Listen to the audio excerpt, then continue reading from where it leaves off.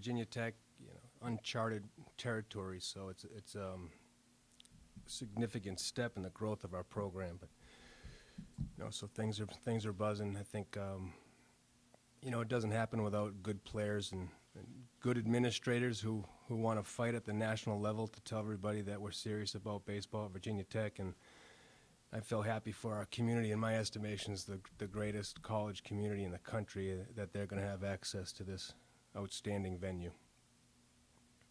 We'll start with Mark Berman. Pete, what's your sense of how confident your guys are for this week because they are playing at home where they played so well this year? I don't know if our guys are confident in general.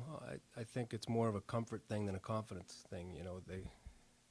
They're used to practicing at this field. It's where we worked every day. They get to sleep in their own bed. We can stay on the same schedules.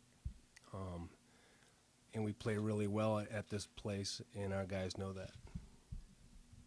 Raise your hands and we'll have questions. Mike? Coach, when you think about the format here as opposed to last week, how important is winning game one and getting into the winner's bracket start?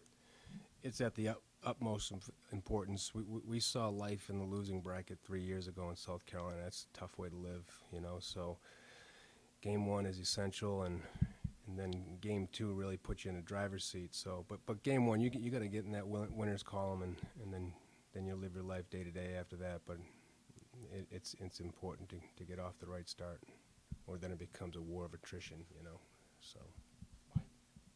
Coach, with all the distractions and everything coming around since last week, this weekend, done anything differently to prepare you guys to keep them focused, or is it kind of just the same way? It's tough to have the same old routine when you have cranes drop in luxury suites in your park during practice, But it has been a rallying point and really a constant message for the last 3 days for us to remain focused. And it's great for our program, and we're getting a lot of attention, and there's a buzz around here, and it feels like a football game day Saturday, And but our guys need to not get caught up in that noise, and they need to stay focused, and they need to take advantage of being a number one seed and playing good in their home park, and everything else is just part of the scenery, and that's been our message. Jason, what does Magnify give you first game? Like you matches up with some of the hitters early? It's not a matchup thing at all when you have that kid and his resume, his experience, his competitiveness. That's why Joe's on the mound for us, and he kind of sets the tone for our program. When you're talking about our pitchers, he's the guy. So it's important for us to get off on the right foot, and he's the right guy to go to. Chris? Gotcha. You really had a chance to kind of break down Connecticut a little bit. What really stands out to you about them as a good player? Yeah, really good player. Not too many lineups have that one guy that can beat you. He looks to be that guy. Very well coached. Jim Pender's a very good friend of mine. We go back a long way, competing in the Big East, and he's a class act. And his kids will be well coached, but super aggressive offensively. If you look at their running numbers, they won't beat themselves, but they'll try to put the pressure on you offensively, and that'll be our biggest challenge. With Eddie sort of cementing himself as that number 4 starter, do you change the way you use him in relief because you might need him to start a 4th game, or do you just go guns out with him? We'll use him if we need to use him with the right matchups, And then I like the depth of our bullpen if we ever get into a Game 4 situation, and kind of piece it together. But yeah, I wouldn't slate him as a Game 4 guy. We're going to try to win every game, and he'll be a major asset, especially left-handed coming out of the bullpen the next 3 days. Mark, you talk about why you were going with Joe tomorrow, and I just talk about your thought process of the one that you sent to Devin on Saturday, and I guess Brad, I guess, on Sunday if you're still there.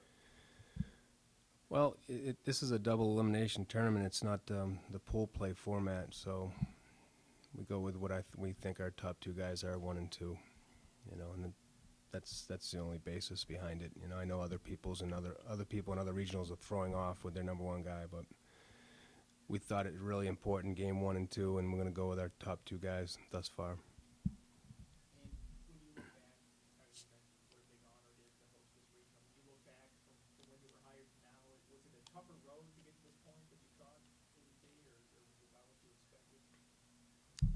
I knew it was going to be difficult, you know, but no, we just take one step at a time. You know, I was attracted to this job selfishly because I knew I could raise my family, you know, and give them a better quality of life than what we were doing in Boston. We weren't even close to Boston College's campus. So selfishly, it was a family decision, but close behind that number one reason is I thought it gave me a better chance professionally to go to Omaha. And I knew where the program was, and I knew what we had to do, and I knew it was going to be a gradual process. But this is a big step in the growth of our program. Andy, is there a perception hurdle you have to get over in a place like Virginia Tech that traditionally has been an ACC power in baseball? I think we've been doing that for, 5 years now, and every step of the way, you're constantly battling that perception. For me, even to address a situation of us being considered a host site on Sunday after the championship game, to me, speaks volumes of our perception nationally. So, like I said, credit our kids and credit our administrators for fighting the battles for us and being successful on the field. But yeah, that's no one's fault but ours. We gotta keep getting to the national tournament and sustain success, and that's how you get the respect. No offense to some other conferences, but because you're playing Friday, a hot team that won its conference tournament, and that conference is the Big East Conference, as opposed to, some other conference out there, does that kind of make you, have a little extra respect for who you're playing tomorrow, given the fact that you're playing the Big East tournament champions? Big East is a heck of a league. I mean, if you look at Louisville, Connecticut, right? St. John's is a perennial tournament team. South Florida had an extra year. Pittsburgh had 42 wins. Seton Hall should have been a tournament team. Notre Dame's in there, and that's a heck of a league. And for UConn to get hot, which is dangerous, which you need to do at this time of the year, and they've done it, and rip through their conference tournament of a conference with that quality, and to win 4 straight games against 4 opponents that they were 0-12 in the regular season against. It shows that they can handle some adversity, and they don't really care who they're playing. They're playing with the scoreboard, and it speaks volumes of that team's character, what they did in the Big East tournament. So they're hot, and arguably the best 4 seed in the country. I don't know who else would be better than them. Questions for Coach? Chris? What kind of lessons do you take personally from that 2010 regional about this kind of, that sort of field? I think the novelty of it all, not from my standpoint, but from our players, I thought we kind of tippy-toed our way into that regional, rather than attacking it and getting in the win column game 1, I know from a coaching standpoint that's already been addressed, and I know from a performance standpoint our approach will be much different than it was in 2010. It's all about keeping all the noise out and keeping things small and quiet and playing to win, things they've been doing all year long. I thought we didn't do that game 1 in that regional. It took us 2 days to get settled in, and then we started playing good baseball, But it was too late because we're fighting through the losers bracket at home in one of the toughest venues to win in college baseball. So that's what I learned from it. Mike, can you give us a little more details on your relationship with UConn's coach? Have you stayed close and in touch since you left that region? How much do you recruit against them, all that kind of stuff? Jimmy was an assistant when I was the head coach at Boston College. Then he became the head coach, and we always recruited on the road together. Go back a long way. Have a lot of respect for each other. Just a great guy and a really good coach. I don't know if you guys have read that story in the Connecticut papers. He's a donor match for one of his former teammates who needs a liver transplant, and he's one step away from donating his liver to his former teammate. So that's the kind of guy who's coming in here today, and just a really quality person. You guys will talk to him for 5 minutes, and you'll know that. We don't bump heads too much with him recruiting-wise, a little bit, because New England is a focus for us, no question, But they're the team in the region, so 2 or 3 guys this summer, UConn's name's going to be thrown in there. So I'm sure it'll be talked about after this this tournament. I know that on the recruiting trails this summer. For our left real quick, Coach, could you just give us your thoughts on Oklahoma? Well, I think they got two pretty good pitchers, right? Yeah. Pitching and defense, you know, a traditional power, you know, and a team that can come in this region and win, you know, they've got to be tough, and they're a conference champ. You know, we've been there, and anyone that can go in and win at UVA has to have, you know, special makeup in their foundation of their program. So that's what I think of Oklahoma. You know, we're glad to have them on our campus and have them experience this community.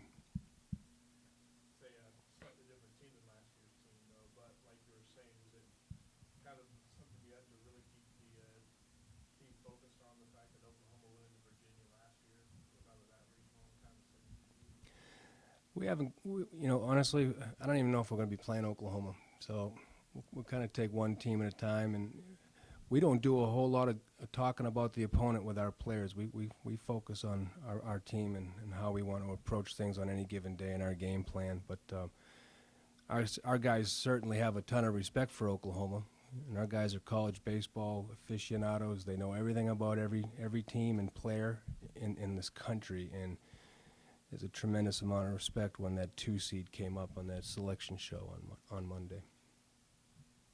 Be coming off that loss Sunday, you feel you've had a good week of practice and kind of got back to the level of where you were at last week? Yeah, I thought it was a really good week, and time to get focused back on fundamentals. We had a really good practice on Tuesday. It was designed to be the number one, the first day of practice in the fall. It was how to catch a ground ball, how to throw properly, how to bunt properly. It was baseball 101, and the point I tried to make to our guys that when in doubt, no matter what the scene or what level or who we're playing, it's all going to be about your fundamentals and the foundation you build for yourself. So that's how we started our week. But our guys were loose, and I was happy that they were still a little hungover with the loss, you know, and just the fact that they weren't satisfied by just being in a championship game like our coaching staff, you know, made me feel good about this group and confirm what I believed in them. So it was a good week of practice. we have time for one last question. Anyone have one for Coach? Mike? Even they have more pinch runs, he's on the hard fastball. He said it might be definitely. Yep. Gary Schne- yeah, he's been cleared to pinch run for us, which makes our bench a little bit deeper, and he's a very good base stealer too, which is something we have a little bit lacking in our offense right now. So that was good news. Thank you very much, Coach. Thank you.